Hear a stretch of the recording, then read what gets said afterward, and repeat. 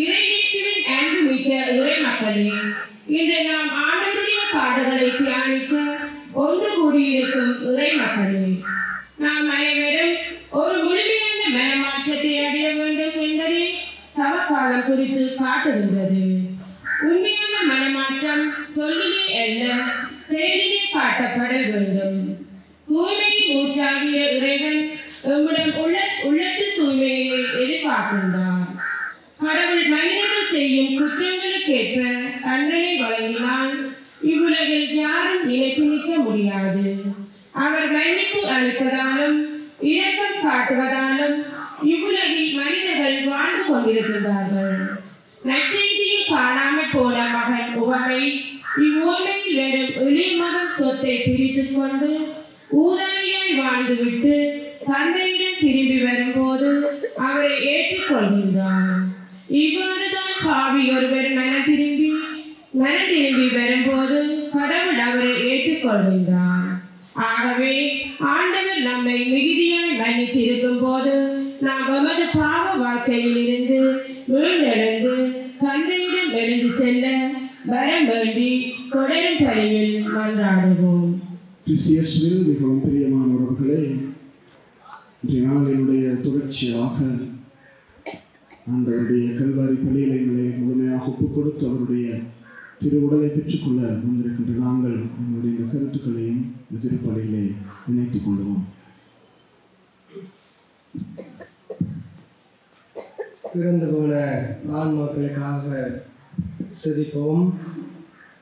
Don கிட்ரன், Anton Isa, பிரெஞ்சு Joseph, Julius பிரசன்கிரேசன், சேவியர் ஜூலியஸ், பூபாலன் பெனிக்னா, இன்னுமாக பெயர் குறிப்பிடப்படாத ஆன்மாக்கள் நித்திய இளைப்பாற்றி அடைய வேண்டும் என்று இந்த திருப்பலியிலே மன்றாடுவோம். ஏற்கனவே நாம் இந்த நற்கரணை வழிபாட்டிலே செபித்த நம்முடைய விண்ணப்பங்களை இன்னொரு முறை நினைவு கூர்ந்து கொள்வோம். பலர் ஆண்டவர் செய்த நன்மை தினங்களுக்காக நன்றி சொல்கிறார்கள். குழந்தை பாக்கியத்துக்காக, காயங்களுக்காக, செல்வ செழிப்புக்காக, கல்விக்காக ஆண்டவருக்கு சிந்தாத்திரை மாதா வழியாக நன்றி சொல்கிறார்கள். அவர்களுடைய நன்றியை ஆண்டவர் ஏற்றுக்கொண்டு இன்னும் அவர்களை ஆசீர்வதிக்க மன்றாடுவோம். நோயினால் பாதிக்கப்பட்டு பலர் இருக்கிறார்கள். அவர்கள் பூரண குணமடைய வேண்டி இந்த திருத்தலத்திலே தங்களுக்காக பெயர் சொல்லி செபிக்க கேட்கிறார்கள். அவர்களையும் இந்த நேரத்திலே நாங்கள் நினைத்து கொண்டு அவர்களுக்காக மன்றாடுவோம். பலர் தங்களுடைய வெளிநாட்டு பயணங்கள் சரிவர வேண்டும், அதற்காக செபிக்குங்கள் என்று கேட்டிருக்கிறார்கள்.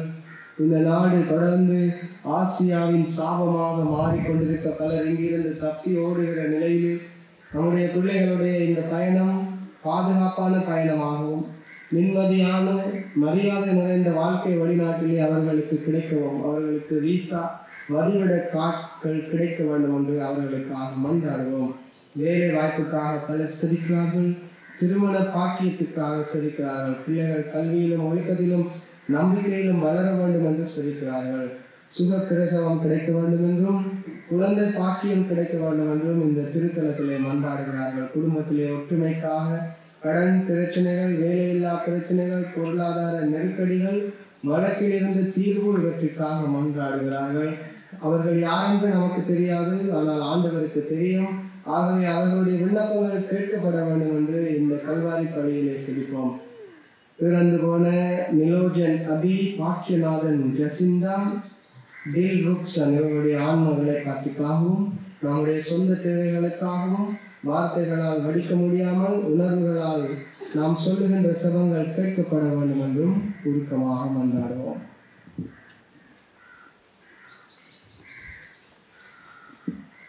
ஆண்டவருடைய பலியிலே நீங்கள் நானும் தகுதியுள்ளவர்களாக பங்கேற்க எங்களுடைய பலவீனங்கள், குற்றங்கள், குறைகளை நினைந்து ஆண்டவரிடத்தில் மனம் வருந்தி மன்னிப்பு கேட்போம்.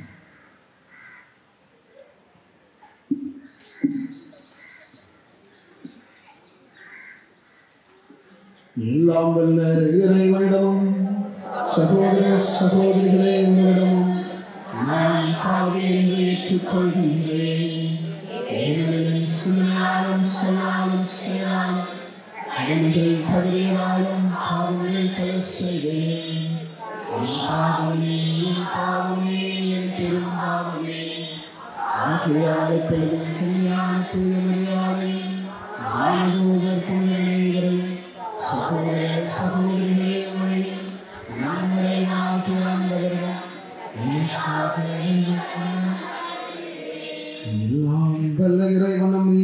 இரக்கம் வைத்து நம் பாவங்களை மன்னித்து நம்மை முடிவில்லா வாழ்வுக்கு அழைத்து செல்வாராக. ஆண்டவரே இரக்கமாயிரும். இயேசுவே இரக்கமாயிரும். ஆண்டவரே இரக்கமாயிரும். மன்றாடுவோமாக. இறைவா, மாட்சிமிக்க உதவியால் இதுவரை நீ காத்து வருகிற எங்களை விண்ணக கொடைகளின் உரிமையாளர்களாக இருக்க செய்ய உம்மை வேண்டுகின்றோம். ஆதலால் உலக வாழ்வில் நிறங்களை ஆண்டு நடத்தி ஒளியான உம்மிடமே அழைத்து செல்கிறாங்க. உம்மோடு தூய ஆவியாரின் ஒன்றிற்கு இறைவனாய் என்றென்றும் வாழ்ந்து ஆட்சி புரிகிற எங்கள் ஆண்டவராகிய கிறிஸ்து வழியாக உம்மை மன்றாடுகின்றோம். நாம் இரண்டு இறைவார்த்தைக்கு செல்கிறோம். முதல் வாசகம். நம் பாவங்கள் அனைத்தையும் ஆழ்கடலில் எறிந்து விடுகின்றார். இறைவாக்கினர் மீகா நூலிலிருந்து வாசகம். அதிகாரம் 7, இறைவசனங்கள் 14 தொடக்கம் 15, 18 தொடக்கம் 20 ஆகும். ஆண்டவரே, உமது ஒருமை சொத்தாய் இருக்கும் மந்திராகிய உம்முடைய மக்களை உமது கோயினால் மீட்டெழும். அவர்கள் கருமையின் நடுவில் காட்டில் தனித்து வாழ்கின்றார்களே. முற்காலத்தில் நடந்தது போல அவர்கள் பாசானிலும் கிளியாதிலும் மேயட்டும். எகிப்து நாட்டிலிருந்து நீங்கள் புறப்பட்டு வந்த நாளில் நடந்தது போல நான் அவர்களுக்கு வியத்தகு செய்திகளை காண்பிப்பேன். உமக்கு நிகரான இறைவனார் எஞ்சியிருப்போரின் குற்றத்தை பொறுத்து நீர் உமது உரிமை சொத்தில் எஞ்சியிருப்போரின் தீச்செயலை மன்னிக்கின்றீர். உமக்கு நிகரானவர் யார்? அவர் தம் சினத்தில் என்றென்றும் நிலைக்கிறார். ஏனெனில் அவர் அன்பு கூறுவதில் விருப்பமுள்ளவர். அவர் நம் மீது இரக்கம் காட்டுவார். நம் தீச்செயலை மிதித்து போடுவார். நம் பாவங்கள் அனைத்தையும் ஆழ்கடலில் எறிந்து விடுவார். பண்டைய நாளில் எங்கள் மூதாதையருக்கு நீர் ஆணையிட்டு கூறியது போல யாக்கோபுக்கு வாக்குக்களாமையும் ஆபிரகாமுக்கு பேரையும் காட்டினீர். இது ஆண்டவர் வழங்கும் அருள்வாக்கு.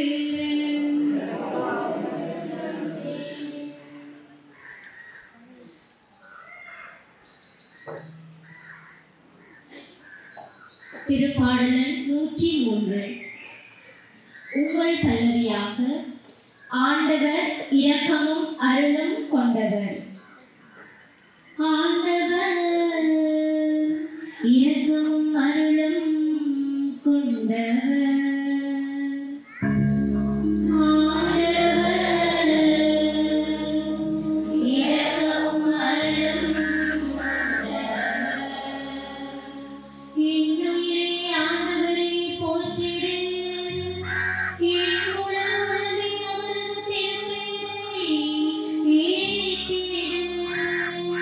In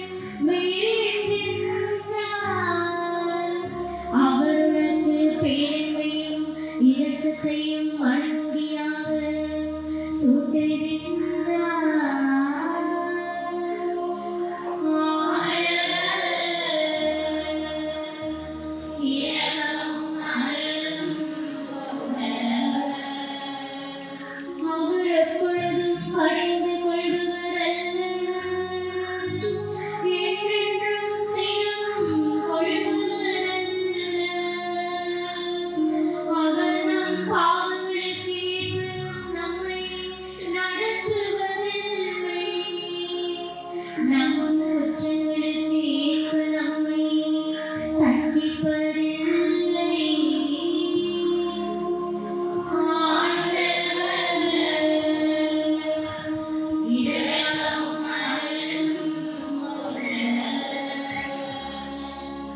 அவர் தமக்கு அஞ்சுவோர்க்கு காட்டும் பேரன்பு மண்ணில் என்று விண்ணளவு போன்று உயர்ந்தது. வெற்றி நின்று நமக்கு எத்துணை தொலைவில் உள்ளதோ அத்துணை தொலைவிற்கு நம் குற்றங்களை நம்மிடமிருந்து அவர் அகற்றுகின்றார்.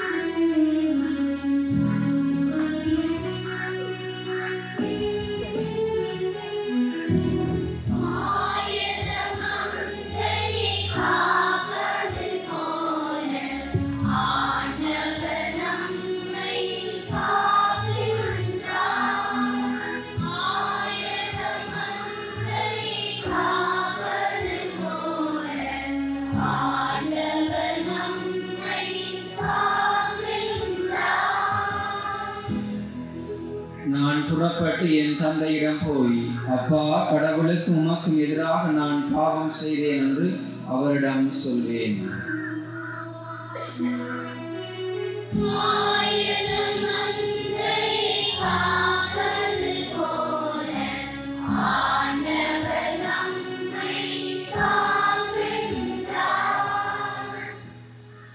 ஆண்டவர் உங்களோடு இருப்பாராக.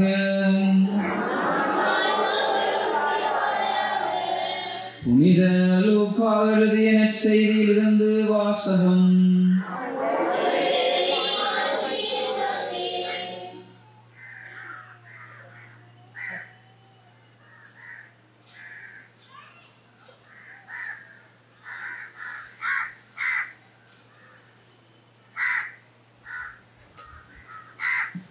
புனித லூக்கா நற்செய்தி அதிகாரம் 15 இறை வசனங்கள் 1 தொடக்கம் 3 மற்றும் 11 தொடக்கம் 32 வரை. அக்காலத்தில் வரி தண்டுவோர் பாவிகள் யாவரும் இயேசு சொல்வதை கேட்க அவரிடம் நெருங்கி வந்தனர். பரிசேயரும் மறைநூல் அறிஞரும் இவர் பாவிகளை வரவேற்று அவர்களோடு உணவருந்துகிறாரே என்று முணுமுணுத்தனர். அப்போது அவர் அவர்களுக்கு இந்த உவமையை சொன்னார். ஒருவருக்கு 2 புதல்வர்கள் இருந்தார்கள். அவர்களுள் இளையவர் தந்தையை நோக்கி, அப்பா, சொத்தில் எனக்குரிய பங்கை தாரும் என்றார். அவர் சொத்தை அவர்களுக்கு பகிர்ந்து அளித்தார். சில நாள்களுக்குள் இளைய மகன் எல்லாவற்றையும் திரட்டி கொண்டு தொலை நாட்டிற்கு நெடும் பயணம் மேற்கொண்டார். அங்கு தாறுமாறாக வாழ்ந்து தம் சொத்தையும் பாழாக்கினார். அனைத்தையும் அவர் செலவழித்தார். பின்பு அந்த நாடு முழுவதும் கொடிய பஞ்சம் ஏற்பட்டது. அப்பொழுது அவர் வறுமையில் வாடினார். எனவே அந்நாட்டு குடிமக்களுள் ஒருவரிடம் அண்டி பிழைக்க சென்றார். அவர் அவரை பன்றி மேய்க்க தம் வயல்களுக்கு அனுப்பினார். அவர் பன்றிகள் தின்னும் நெற்றுக்களால் தம் வயிற்றை நிரப்ப விரும்பினார். ஆனால் அதை கூட அவருக்கு கொடுப்பார் இல்லை. அவர் அறிவு தெளிந்தவராய், என் தந்தையின் கூலியாள்களுக்கு தேவையான மிகுதியான உணவு இருக்க நான் இங்கு பசியால் சாகிறேனே. நான் புறப்பட்டு என் தந்தையிடம் போய், அப்பா, கடவுளுக்கு உமக்கும் எதிராக நான் பாவம் செய்தேன். இனிமேல் நான் உம்முடைய மகன் எனப்பட தகுதியற்றவன். உம்முடைய கூலியாள்களுள் ஒருவனாக என்னை வைத்துக் கொள்ளும் என்பேன் என்று சொல்லிக் கொண்டார். உடனே அவர் புறப்பட்டு தம் தந்தையிடம் வந்தார். தொலைவில் வந்து கொண்டிருந்த போதே அவர் தந்தை அவரை கண்டு பரிவு கொண்டு, ஓடி போய் அவரை கட்டி தழுவி முத்தமிட்டார். மகனோ அவரிடம், அப்பா, கடவுளுக்கும் உமக்கும் எதிராக நான் பாவம் செய்தேன். இனிமேல் நான் உம்முடைய மகன் எனப்பட தகுதியற்றவன் என்றார். தந்தை தம் பணியாளரை நோக்கி, முதல் தரமான ஆடையை கொண்டு வந்து இவனுக்கு உடுத்துங்கள். இவனுடைய கைக்கு மோதிரமும் காலுக்கு மிதியடியும் அணிவியுங்கள். கொழுத்த கன்றை கொண்டு வந்து அடியுங்கள். நாம் மகிழ்ந்து விருந்து கொண்டாடுவோம். ஏனெனில் என் மகன் இவன் இறந்து போயிருந்தான், மீண்டும் உயிர் பெற்று வந்துள்ளான். காணாமல் போயிருந்தான், மீண்டும் கிடைத்துள்ளான் என்றார். அவர்கள் மகிழ்ந்து விருந்து கொண்டாட தொடங்கினார்கள். அப்போது மூத்த மகன் வயலில் இருந்தார். அவர் திரும்பி வீட்டை நெருங்கி வந்து கொண்டிருந்த போது ஆடல் பாடல்களை கேட்டு ஊழியர்களுள் ஒருவரை வரவழைத்து, இதெல்லாம் என்ன என்று வினவினார். அதற்கு ஊழியர் அவரிடம், உன் தம்பி வந்திருக்கிறார். அவர் தம்மிடம் நலமாக திரும்பி வந்திருப்பதால் உன் தந்தை கொழுத்த கன்றை அடித்திருக்கிறார் என்றார். அவர் சின்னமுற்று உள்ளே போக விருப்பம் இல்லாதிருந்தார். உடனே அவருடைய தந்தை வெளியே வந்து அவரை உள்ளே வருமாறு கெஞ்சி கேட்டார். அதற்கு அவர் தந்தையிடம், பாரும், இத்தனை ஆண்டுகளாக நான் அடிமை போன்று உமக்கு வேலை செய்து வருகிறேன். உம் கட்டளைகளை ஒருபோதும் மீறியதில்லை. ஆயினும் என் நண்பரோடு நான் மகிழ்ந்து கொண்டாட ஒரு ஆட்டுக்குட்டியை கூட நீர் தந்ததில்லை. ஆனால் விலை மகளிரோடு சேர்ந்து உம் சொத்துக்களை எல்லாம் அழித்துவிட்ட இந்த உம் மகன் திரும்பி வந்தவுடனே இவனுக்காக கொழுத்த கன்றை அடித்திருக்கிறீரே என்றார். அதற்கு தந்தை, மகனே, நீ எப்போதும் என்னுடன் இருக்கின்றாய். என்னுடையதெல்லாம் உன்னுடையதே. இப்போது நாம் மகிழ்ந்து கொண்டாடி இன்புற வேண்டும். ஏனெனில் உன் தம்பி இவன் இறந்து போயிருந்தான், மீண்டும் உயிர் பெற்றுள்ளான்.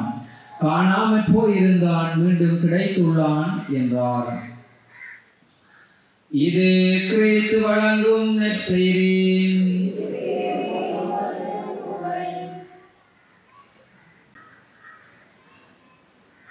கிறிஸ்தியேசுவில் மிகவும் பிரியமான உறவுகளை,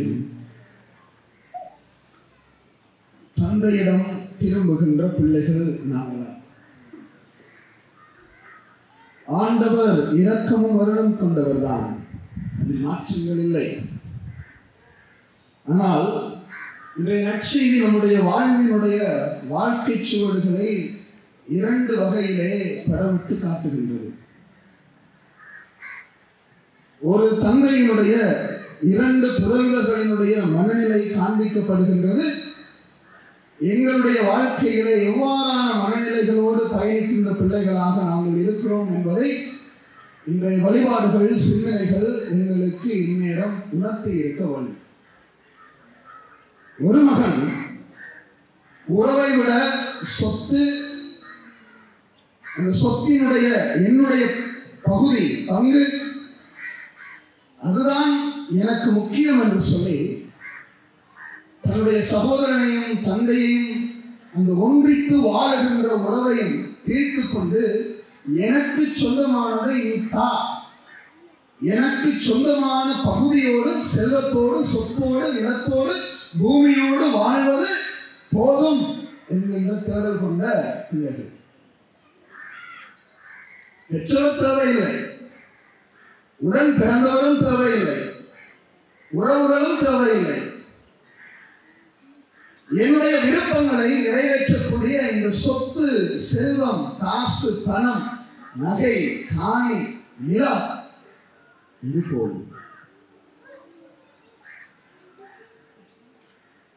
இவ்வாறு செல்வது ஒரு புறம், இவ்வாறு சென்று பாவ வாழ்வுக்குள்ளே மூழ்குவது இன்னொரு புறம். இந்த இளைய மகனினுடைய வாழ்விலே பிரியமானவர்களே, பாவம் ஒரு நாளில் பிறக்கவில்லை, ஒரு நாளில் உருவாகவில்லை, ஒரு நாளில் வீழ்த்தவில்லை. திடீரென்று வந்து பாவம் வந்து அவன் வாழ்க்கையில முழுமையாக ஆட்கொள்ள இல்லை, மாறாக என்றார் கொஞ்சம் கொஞ்சமா. முதலில் அவருடைய எண்ணத்தில் பாவம் தோன்றியது. இது சரிப்பட்டு வராது, இது சரிப்பட்டு வராது. அப்பாவோடு இருக்கிறது சரிப்பட்டு வராது, அண்ணாவோடு இருக்கிறது செயல்பட்டு வர எண்ணத்திலே பாவம் நுழைந்தது. அந்த எண்ணத்தில் நுழைந்த பாவம் அவனை செயல் ஒன்றை செய்ய வைக்கிறது. குடும்பத்தை விட்டு பிரித்து எடுத்து தனிமைப்படுத்துகிறது. இந்த தூரங்கள் அல்ல. நாங்கள் யாழ்ப்பாணத்தில் இன்னொரு மட்டக்களப்பில் இன்னொரு கொழும்புல வரலாற்ற கனடாவில் அப்படி வாழ்கின்ற தூரம் இல்லை.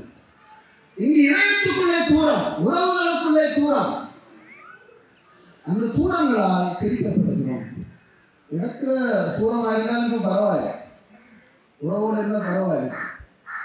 ஆனால் மனதளவிலே தூரத்தோடு பயணிக்கின்ற ஒரு வாழ்க்கையையும் பாவ வாழ்க்கையையும் அவர் சொந்தமாக்கிக் கொள்ளுகிறார்.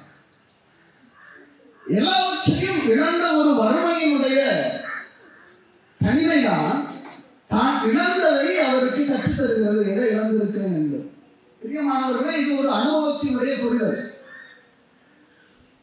நமக்கும் அனுபவப்பட்டுதான் திருமணம் அவசியம் கிடையாது.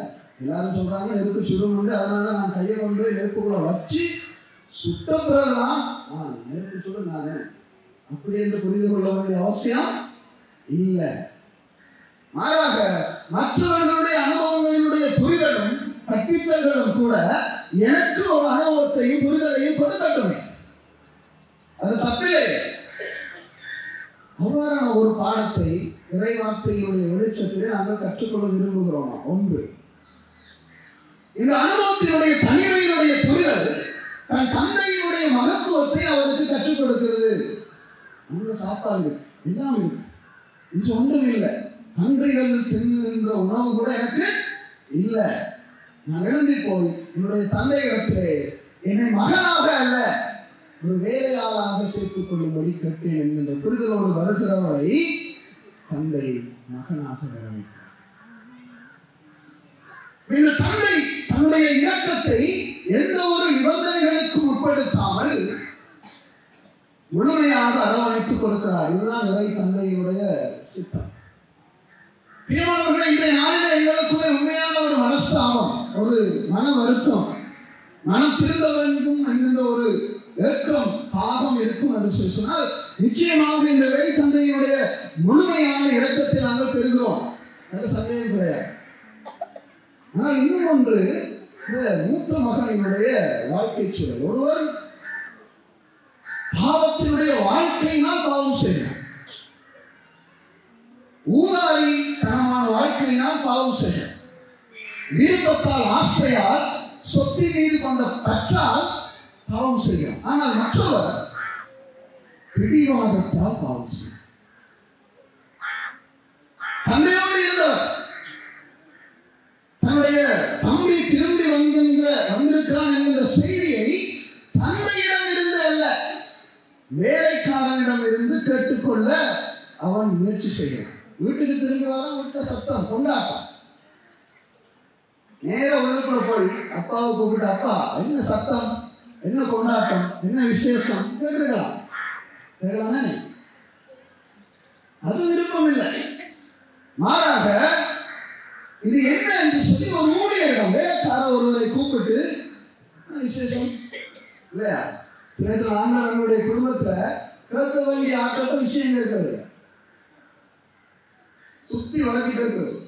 நான் என்ன சொல்றாங்க, இவங்க என்ன சொல்றாங்க, என்னவாம்? அதாவது ஊழியர் சொல்லுகிறான், உன்னுடைய தம்பி வந்திருக்கிற உன்னுடைய தம்பி திரும்பி வந்திருக்கிற, அதனால உன்னுடைய தந்தை கொடுத்த கன்றொன்றை அடித்து கொண்டாட. இது பூரணமான செய்தி அல்ல. எங்களுடைய குடும்பங்கள்ல உண்மையான ஒப்புரவும் உறவும் ஏற்படாததுக்கு காரணம் முழு செய்தியும் கிடைக்காது. அரவசிய கழுவது நாங்களும் யார்கிட்ட முழு செய்தி எடுக்கணுமோ அவங்ககிட்ட கிடைக்கிறது, சுத்தி வச்சுதான் கிடைக்கிறது.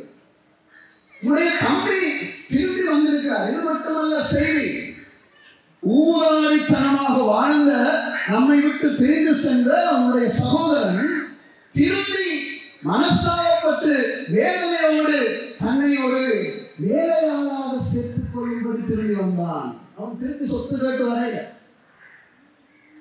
திருப்பி காசு கேட்டு வரையில, திருப்பி எல்லாவற்றையும் மீண்டும் அவகரிக்க வரையில. மாறாக தன்னை ஒரு வேலையாளாக மாற்றிக்கொள்ள வேண்டும் என்று சொல்லி திருப்பினார். இந்த செய்தி இந்த மூத்த மகனுக்கு கிடைக்கவில்லை. கிடைக்க வேண்டிய சூழலை இந்த மூத்த மகன் உருவாக்கவில்லை. கிடைக்கக்கூடிய தந்தையாக இருந்தவர்கள் இந்த மூத்த மகன் செல்லையில. ஆதலால் தந்தை வெளியில் வருகிறார். வெளியில் வந்து இந்த மூத்த மகனிடத்திலே பேச முயற்சி செய்கிற பொழுது இவன் தனக்குள்ள இருக்கிற எல்லா காயத்தையும் கொட்டிடுவான். இவன் எவ்வளவுதான் இருந்தேன், எனக்கு ஒரு குட்டியாடு குட்டி கண்டு ஏதாவது தந்தையா, அந்த வார்த்தை இவன் இவ்வளவு காலமும் தந்தையோடு தந்தைக்கு அருகில் ஒரே வீட்டில் இருந்தாலும் கூட இந்த தந்தையினுடைய முற்றுமுள்ளதான அன்பு எனக்குரியது என்று சொல்லி உணர இல்லை, புரிய இல்லை. ரெண்டு பேரும் ஒரே பிள்ளைகள். ஒருத்தன் தூரத்தில் இருந்து தந்தையை புரியாமல் வாழ்ந்தான், ஒருத்தன் பக்கத்தில் இருந்து தந்தையை புரியாமல் வாழ்ந்தான். நான் எந்த சிலர் பூசைக்கு வராமல் இறைவனை புரிந்து கொள்ளாமல் இருக்கிறார்கள், சிலர் பூசைக்கு வந்தும் இறைவனை புரிந்து கொள்ளாமல் இருக்கிறார்கள். சிலர் பிராசுடன் போடாமல் கடவுளை பிரிந்து இருக்கிறார்கள், சிலர் பிராசுடன் போட்டும் கடவுளை பிரிந்து கொண்டிருக்கிறார்கள். சிலருடைய சிரமாலையும் சொல்லிக்கொண்டு கடவுளை பிரிந்து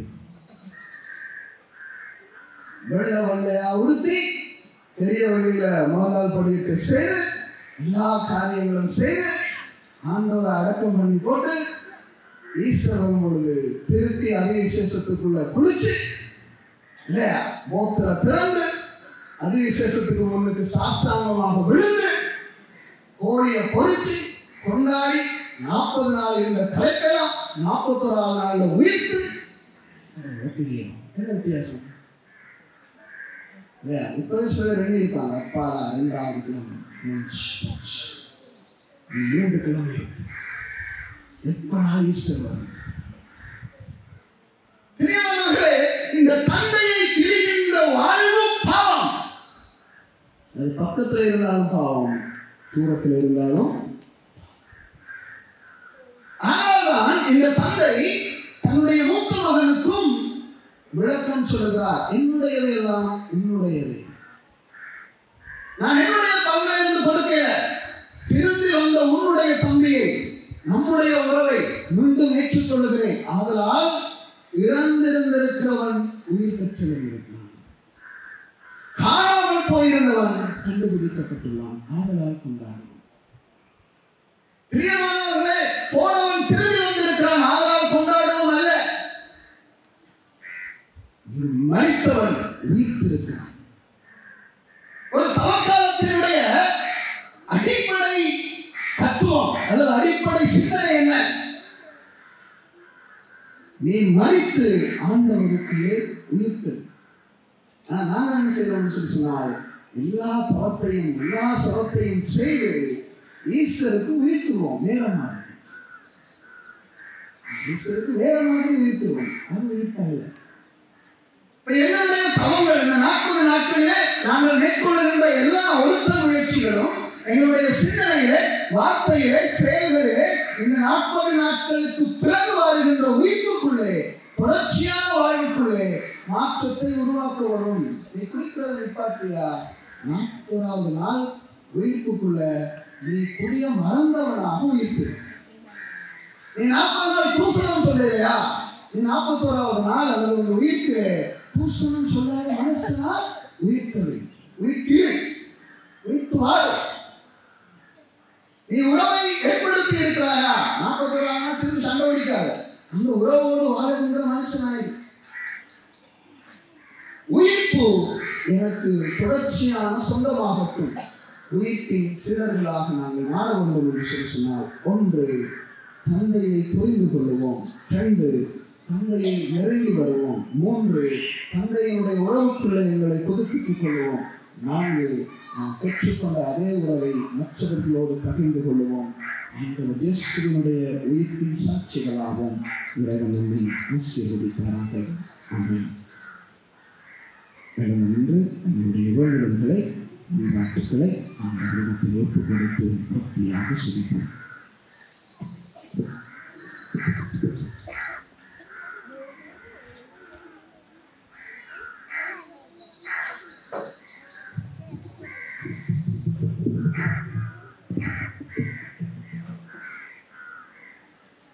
வல்லமையின் தந்தையே இறைவா, உம் அழைப்பினை ஏற்று உமக்காக வாழ்ந்து கொண்டிருக்கும் திருச்சபையின் அனைத்து பணியாளர்களையும் நீரே பொறுப்பேற்றருளும் தந்தையே. சவால்களும் எதிர்பார்ப்புகளும் நிறைந்த சூழ்நிலையிலும் உம் ஆவியின் துணியோடு உம்மை இவ்வுலகில் பறைசாற்ற துணை புரிய வேண்டும் என்று இறைவா உம்மை மன்றாடுகின்றோம்.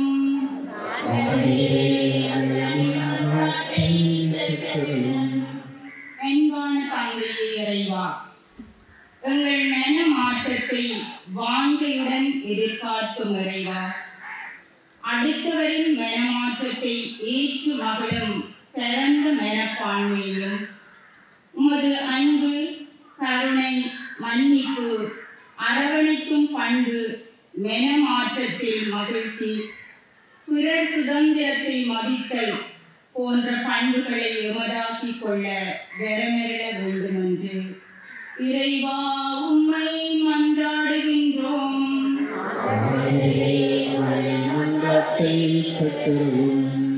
நிலை வாழ்வின் ஆண்டவரே, இவ்வுலக நவீன மாற்றங்களினால் விசுவாச வாழ்வை மறந்து மனித மாண்பையும் மனித நேயத்தையும் இழந்து வாழ்கின்ற ஒவ்வொருவரையும் கண்ணோக்கி பாரும். உம்முடைய அன்பினால் தூண்டப்பட்டு மனமாற்றம் அடைந்து உமக்கேற்ற பிள்ளைகளாய் வாழ தூய ஆவி அவர்களை வழிநடத்த வேண்டும் என்று இறைவா உம்மை மன்றாடுகின்றோம்.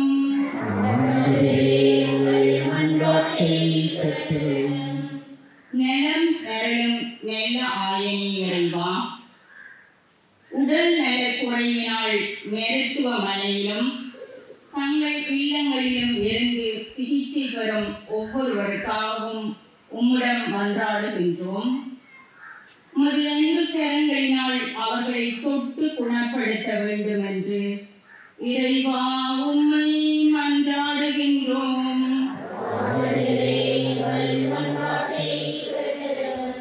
திருப்பலியிலே நாங்கள் ஒப்புக் கொடுத்த கருத்துக்களுக்காகவும் நாங்கள் இதயத்திலே மௌனமாக சுமந்திருக்கின்ற கருத்துக்களுக்காகவும் சிந்திப்போம்.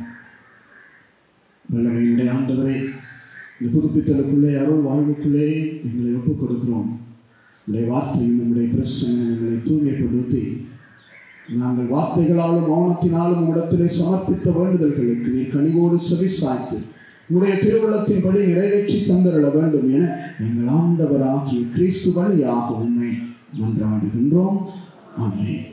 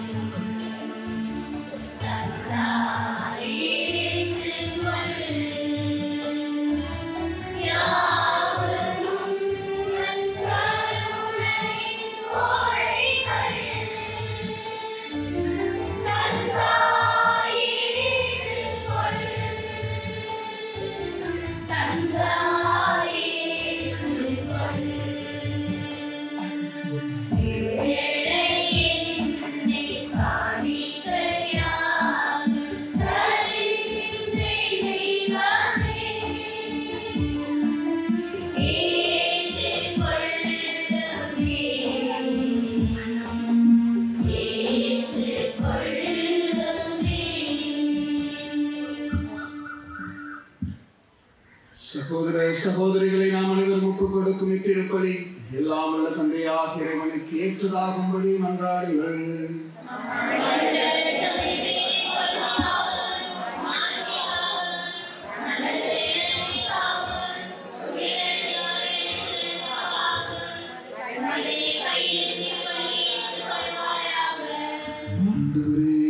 பணிப்பொருள்கள் வழியாக மீட்பின் பயன் எங்களுக்கு கிடைக்க உண்மை வேண்டுகின்றோம். அளவுக்கு மீறிய மனித நாட்டங்களில் இருந்து அது எங்களை விடுவித்து மீட்பளிக்கும் கொடைகளுக்கு எங்களை இட்டுச் செல்வதாக எங்கள் ஆண்டவராகிய கிறிஸ்து வழியாக உம்மை மன்றாடுகின்றோம். ஆண்டவர் உங்களோடு இருப்பாராக. இதயங்களை மேலே எழுப்புங்கள். இறைவனாகிய ஆண்டவருக்கு நன்றி கூறுவோம்.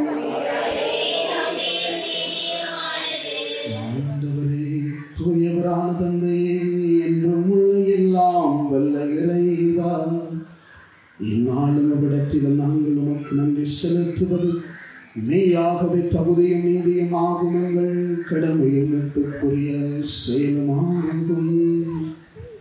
எங்கள் தவ முயற்சிகளால் நாங்கள் உமக்கு நன்றி செலுத்தவும், எங்கள் ஆணவத்தை தளர்த்தவும், ஏழைகளுக்கு உணவு அளிக்கவும், இவ்வாறு உமது கனிவிரக்கத்தை பின்பற்றவும் நீர் திருவுளம் ஆமீன். ஆகவே எண்ணற்ற வானதுகரோடு சேர்ந்து நாங்கள் உம்மை புகழ்ந்து போற்றி ஒரே குரலில் சொல்வதாவது: தூயவர், தூயவர், தூயவர்,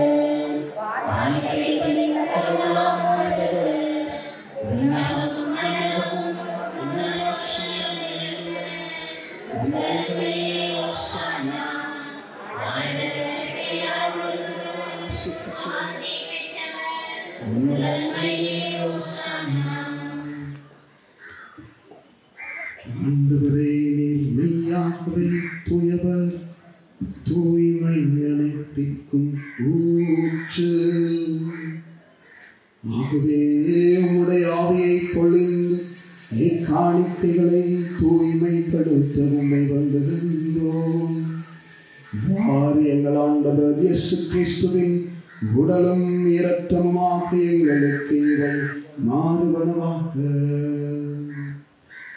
அவர் பாடுபட குணம் கணிந்து தம்மை கையளித்த போது அப்பத்தை எடுத்து நன்றி செலுத்தி அதை பெற்று தம் சீடர்களுக்கு அளித்து கூறியதாவது: அனைவரும் இதிலிருந்து பெற்று உண்ணுங்கள், ஏனெனில் இது உங்களுக்காக கையளிக்கப்படும் என் உடல்.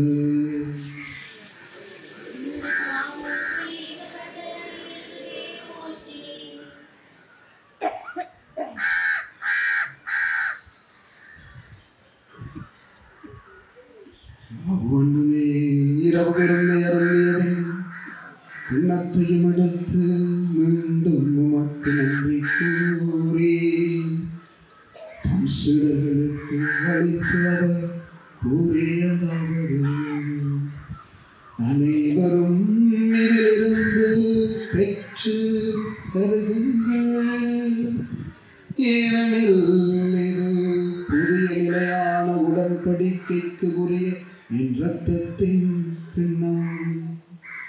இது பாவ மன்னிப்புக்கென்று உங்களுக்காகவும் பலருக்காகவும் செய்யப்படும். இதை என் நினைவாக செய்யுங்கள்.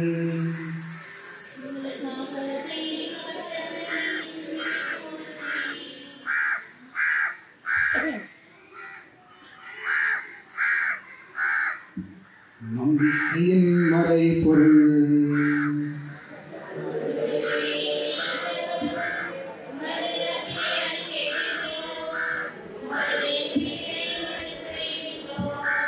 ஆகவே ஆண்டவரே, கிறிஸ்துவின் இறப்பினையும் உயிர்ப்பினையும் நினைவு கூர்ந்து வாழ்வு தரும் அப்பத்தையும் உட்பளிக்கும் குள்ளத்தையும் உமக்கு ஒப்புக் கொடுக்கிறோம்.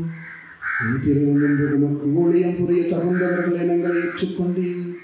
எனவே உமக்கு நன்றி செலுத்துகின்றோம்.